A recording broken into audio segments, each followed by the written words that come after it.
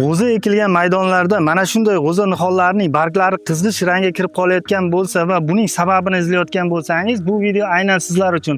Videoni o'tkazib yubormasdan oxirigacha ko'ring va mana shu qizarishning sababini bilib oling. G'o'za nihollarining barglarining mana shunday qizarishiga bir nechta sabablar bo'lishi mumkin. Bular quyidagilar. Birinchi sabab: tuproq zich bo'lsa, ortiqcha namlik natijasida ildizga yetarli darajada kislorod yetib bormaydi. Natijada barglarga ozuqa moddalar to'liq yetib bormasligi va barglar qizarishi kuzatiladi. Bunday holatlarda agrotexnik tadbirlarni amalga oshiring, qator oralariga ishlov bering. Ikkinchi sabab: sovuq ob-havo sababli paxta issiqsevar o'simlik bo'lganligi uchun uning barglari stressdan qizarishi mumkin. Tarkibida aminokislotalar bo'lgan Mobe Max Pro va Mobe Max LQ Full kislotalar mavjud bo'lgan Mobe Full Max Pro preparatlari bilan g'o'za nihollarini gektariga 0,5 kilogramm 1 kilogramm miqdorida oziqlantiring. Uchinchi sabab: yosh ko'chatlarda fosfor yetishmaganda ham barglar qizaradi. Tarkibida xelatlangan shakldagi fosfor mavjud bo'lgan Mabetco kompaniyasining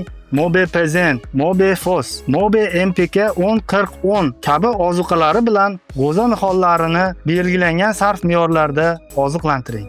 Va oxirgi 4-sabab: g'o'za nihollariga o'rgamchak-kanalar zarar yetkazganda ham barglarda qizarish yuzaga keladi. O'rgamchak-kanallarga qarshi kimyoviy ishlovlarni amalga oshiring. Mabetco kompaniyasi tomonidan o'rgamchak-kanallarning barcha rivojlanish bosqichlariga tuxum, lichinka, nimfa va yetuk o'rgamchak-kanallar uchun birdek ta'sir ko'rsatuvchi, tarkibida 3 xil ta'sir etuvchi moddasi mavjud bo'lgan Evrasaran 30%, ya'ni tarkibida abamektin 2%, gektiziazok 8%, spirodiklofen 20% bo'lgan preparatdan gektariga 250-350 gram miqdorida foydalaning. Ushbu ma'lumotlar foydali bo'lgan bo'lsa, videoni maksimal paxta yetishtiruvchi tanishlaringizga jo'natib qo'ying.